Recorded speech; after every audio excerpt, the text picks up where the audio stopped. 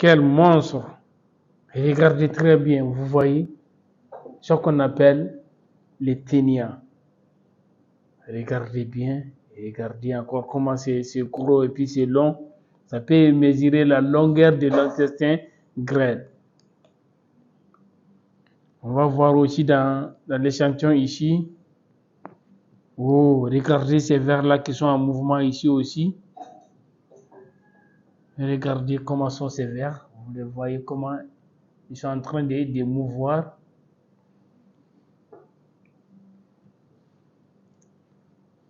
Bonjour et bienvenue dans cette vidéo où on va vous parler des vers intestinales et précisément des ténias. On va parler des 3 espèces de ténias dans cette vidéo.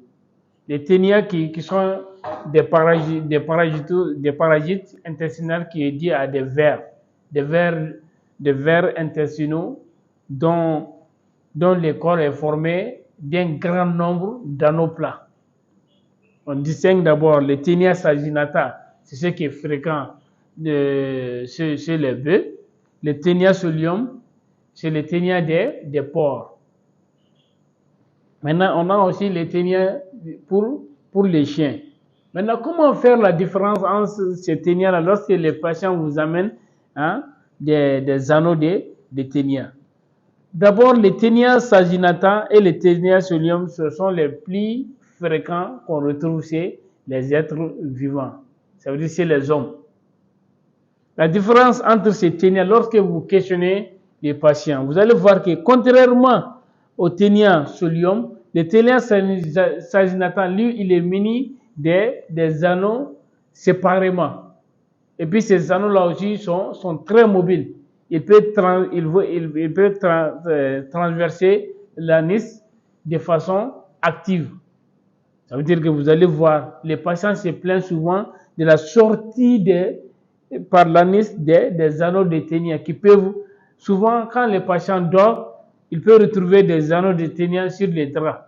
Il peut retrouver les anneaux de ténia aussi dans son pantalon qui sort, il peut sortir par l'anis activement. Contrairement au ténia solium, lui, très souvent, il passe inaperçu dans les selles. Les patients émettent les selles, ils se mélangent dans les selles et puis il sort. Mais le ténia saginata, celui du bœuf, lui, très souvent, les patients se plaignent souvent de la sortie de ces anneaux de ténia. Que ce soit au moment du sel, que ce soit souvent aussi au moment du réveil, il trouvera qu'au niveau de l'anis, il y a des anneaux de ténia qui arrivent jusqu'au niveau de leur cuisse. Ici, je vais vous montrer les ténias saginata, comment ces anneaux-là sont mobiles. Je vais les placer ici, sur la lame, et puis on va passer au test de ramification pour différencier ces 2 espèces. Ici, d'abord, nous allons voir ensemble comment ils se présentent lorsqu'ils sortent. On va apprécier leur mobilité.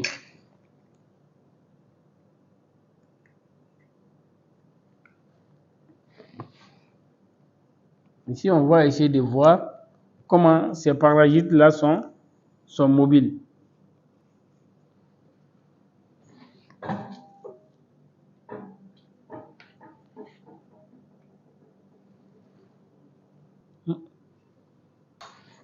Voilà, regardez bien. Vous voyez comment ils se présentent et puis leur coloration. Vous voyez qu'il se met à mouvoir. Vous voyez? Voilà. Et regardez comment sont ces anneaux de ténia. Vous le voyez avec leur coloration jaune.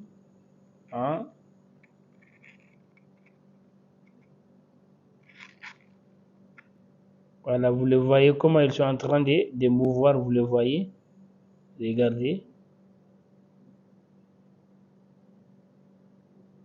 Et regardez très bien. Vous voyez comment les anneaux de ténia saginata, vous voyez comment ils sont mobiles, vous voyez.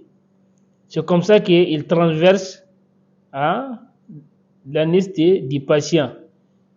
Ce sont des ténias qui sortent Vous voyez, au moment où les patients dorment ou en plein mouvement, souvent, vous allez voir que ces ténias-là, ces anneaux peuvent traverser l'anis pour arriver au niveau des culottes ou des pantalons ou souvent même sur les draps.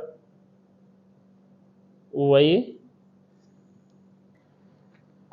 On a passé maintenant à regarder, on va les observer à l'objectif 4 au microscope. On va essayer de suivre les regarder.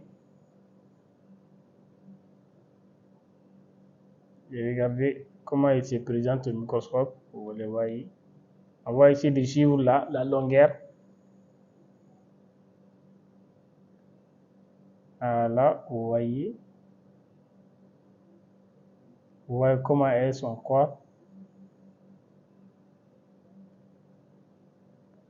Ça, c'est à l'objectif 4. On va encore suivre.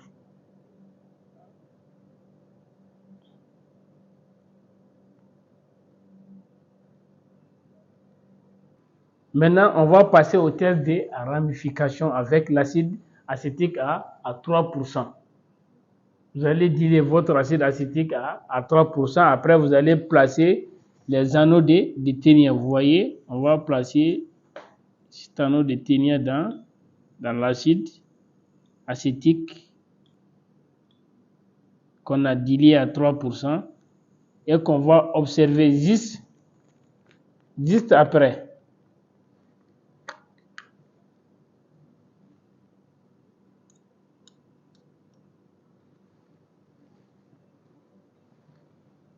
On va laisser ça pendant 10 à 15 minutes pour voir maintenant comment sont classés les organes génitaux à l'intérieur des anneaux.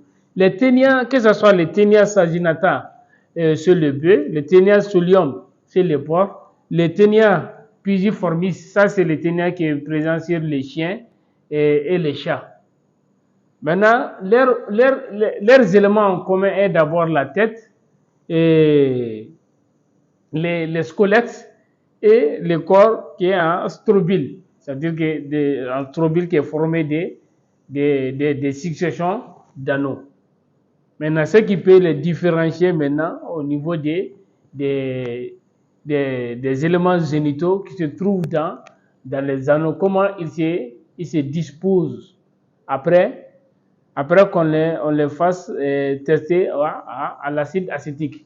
Vous allez voir comment sont disposés ces éléments génitaux à l'intérieur des différents segments. Vous allez voir après la lecture comment se disposent les orifices génitaux sur les anneaux. Selon la disposition de ces orifices génitaux sur les anneaux, on peut distinguer les ténias saginata des ténias solium.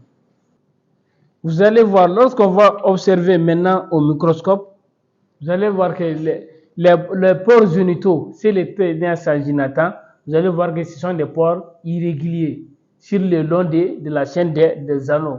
Vous allez voir 1 à 2 ou 3 pores. Après, vous partez de l'autre côté, vous allez voir aussi des pores là-bas, c'est-à-dire des pores qui sont irréguliers.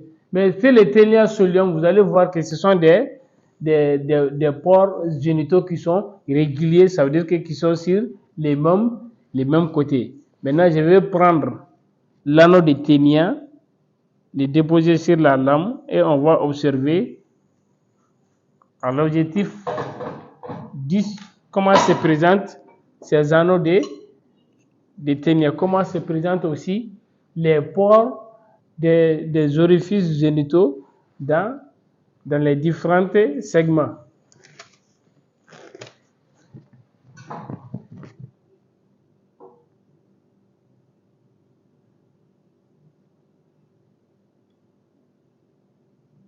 On va voir ici.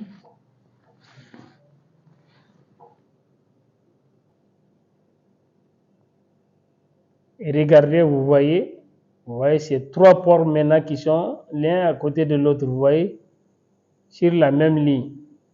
Maintenant, je vais regarder dans l'autre sens aussi. Sur l'autre côté, si on a des pores.